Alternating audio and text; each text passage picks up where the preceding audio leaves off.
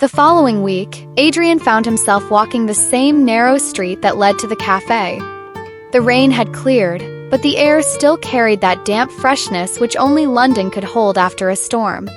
He hadn't planned on coming back, not consciously at least. Yet here he was, his steps almost guided by some unseen force. Inside, the café buzzed with the usual chatter. Baristas moved quickly, cups clinked, and the smell of roasted beans wrapped itself around him. Adrian's eyes searched almost involuntarily, and then there she was. Elena. She sat near the window this time, headphones resting around her neck, a book open before her. Her golden hair caught the late afternoon light, and she looked more settled than the hurried, rain-soaked girl he'd first met. Adrian hesitated for a moment, unsure if he should disturb her. But when Elena looked up, her lips curved into a small smile that erased every doubt. "Adrian," she greeted, her Spanish accent rolling softly over the name. He smiled back, relieved. "Didn't expect to see you here again." "I like this place," Elena replied, closing her book. "It feels different. Less lonely." Adrian understood those words more than she could imagine. He pulled out the chair opposite her and sat down. "You've been in London long?" he asked. "Barely a month," she said. "Everything is new. The city is beautiful, but sometimes it feels too big, too cold." Adrian nodded slowly. He remembered feeling the same years ago when he first moved here for work. But for him, life had eventually become routine, too much routine. They spoke for over an hour about Madrid, about literature, about the oddities of British life. Elena laughed easily, her energy filling the quiet spaces that Adrian had grown used to. And for a fleeting moment, he forgot the emptiness waiting back home. As they stood to leave, Elena paused by the door, her eyes catching his with unexpected intensity. "See you again, Adrian?" she asked. Adrian's heart skipped, a strange feeling for a man his age. He simply nodded. "Yes, definitely." But as Elena disappeared into the crowd, Adrian felt something stir inside him. A quiet warning, like a whisper from the past. Be careful. Some connections change everything. The days that followed felt strangely different. Adrian noticed himself waking with more energy, even looking forward to the evenings. Café had become an unspoken meeting place. Sometimes Elena arrived first, sometimes Adrian, but somehow they always found each other. One evening, Elena brought her sketchbook. She flipped it open, showing Adrian rough drawings of London streets, bridges, and small details most people ignored. "You draw beautifully," Adrian said, turning the pages with care. "It's just a habit," she replied. "I sketch to remember places, moments. Photographs feel too easy. The drawing forces me to see." Adrian admired not just the art, but the way she saw the world, curious, alive, untouched by the dullness that had crept into his own vision. "And what about you?"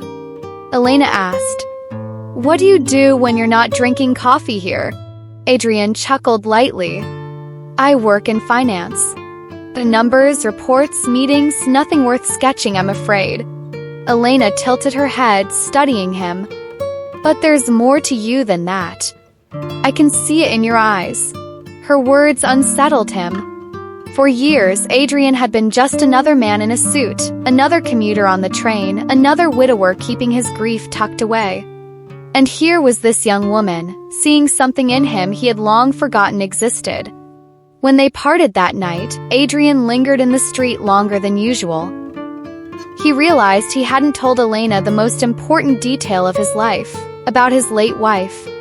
Some truths, he thought, needed more time. One rainy evening, Elena suggested a walk instead of the café. They strolled along the Thames, the city lights shimmering on the water.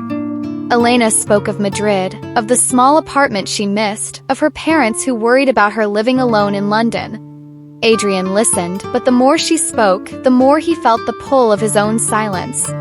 She was 24, full of beginnings. He was 50, carrying endings. "Elena," he finally said, his voice quiet, "there's something I should tell you." She looked at him, curious. My wife passed away years ago. Since then, life hasn't been the same.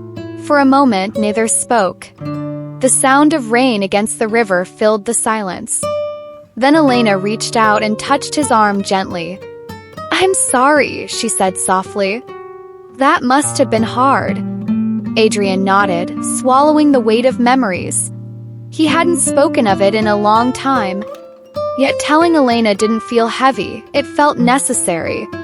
They stood there, the rain falling around them, two people from different worlds sharing a quiet truth. Elena's voice broke the silence. Sometimes life puts people in our path for a reason. Adrian looked at her, unsure of what that reason might be. But in that moment, he knew their paths had crossed for more than just coincidence. The following Sunday, Adrian invited Elena to a small gallery exhibition. He hadn't done something like this in years, but it felt right. As they walked through the halls, Elena studied each painting with childlike fascination. Adrian, on the other hand, found himself watching her more than the art. At one point, she turned to him. You see the world differently than you think, Adrian. You notice things. That's rare. He smiled faintly. Maybe I just forgot how to notice. Until now. The evening passed easily, almost too easily. And yet, when it ended, Adrian couldn't shake the strange mix of joy and fear stirring inside him. He felt alive, but also exposed. Back home, in his quiet apartment, Adrian sat by the window. He replayed her laughter, her words, the way her hand had brushed his arm. For the first time in years, the silence around him felt louder, because he realized he didn't want it anymore. But deep inside, another thought crept in, sharp and unsettling. What if this ends before it even begins?